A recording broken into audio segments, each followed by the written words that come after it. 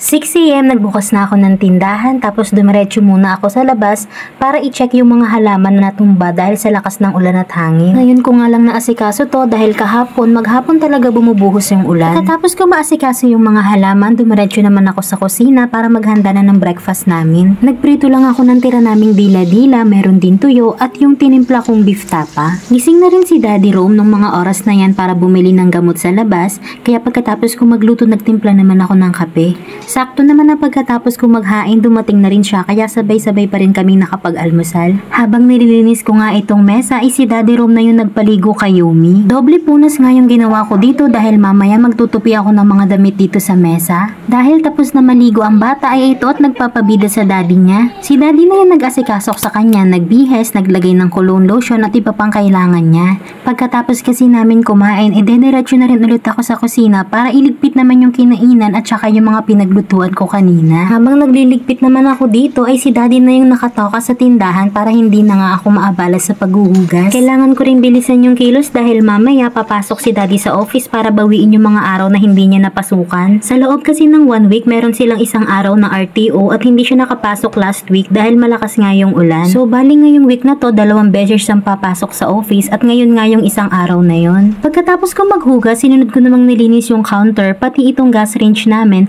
gamit itong spray na pwede nyo makita sa TikTok shop ko. Sobrang effective ng oil cleaner na yan at nakakakintab talaga siya ng lutuan. Isa na talaga sa routine ko yung paglilinis ng kalan pagkakatapos ng luto para hindi na maipon yung mga mantika at mahirap na rin talaga tanggalin. Dahil natapos na ako dito sa kusina ay nagtupi na nga ako ng mga damit namin. Ang nakunan ko na nga lang dito ay itong last batch na para mabilis akong makagawa. Kapag nagtutupi nga pala ako, make sure na hinahagod ko talaga ng flat na flat yung mga damit para iwas gusot at hindi mo na siya kailangan planchahin pa. Sa ganyang paraan kasi kahit patong-patong yung mga damit hindi talaga siya gusot kapag sinuot mo siya. Inabot na nga rin ng 4 na araw bago ko natupi ito. Marami kasi ako mga deadline na kailangan kong tapusin sa mga collab ko nitong mga nakaraan kaya ngayon ko lang talaga natutukan to. Isa talaga yun sa problema kapag content creator ka kasi hahatiin mo talaga yung oras mo sa paggagawa ng content at sa mga gawaing bahay. Pagkatapos ko sa mga damit at shorts, sunod ko namang inayos tong mga basahan namin sa kamay, pati na rin itong mga microfiber ng map namin. Ilalagay ko lang yan sa isang tray para hindi nakakalat.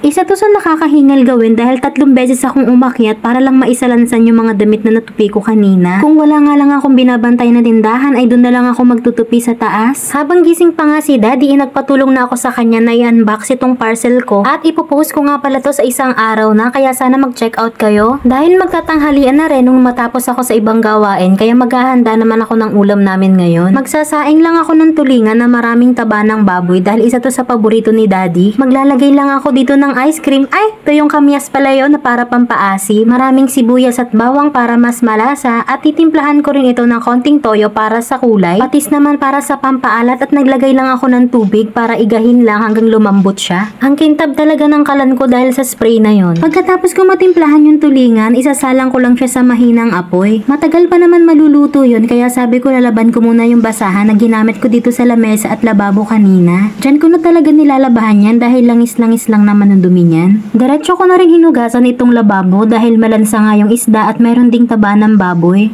Grabe ko talaga i-maintain tong lababo dahil mahal na mahal ko nga to. Pagkatapos naman ng bawat hugas, make sure lang na matutuyo natin siya ng maayos para walang mga watermarks. Pagkatapos ko naman sa lababo, binalikan ko lang yung tulingan dahil kumukulo na nga ito. Para sa akin, okay na nga yung timpla niya kaya iintayin ko na lang na maiga yung sabaw. Papahinga na nga sana ako kaya lang may dumating na rider. Ay, asawa ko pala yun. Aba, merong pakape at slice cake si Mr. Kaya naman sinong hindi mawawala ang pagod dito. Pagkatapos ko kumain ng cake, in-enjoy ko muna yung kape ko habang nagbabasa ng script para sa sunod kong collab. Diretso bantay na rin ako ng tindahan yan. Bye!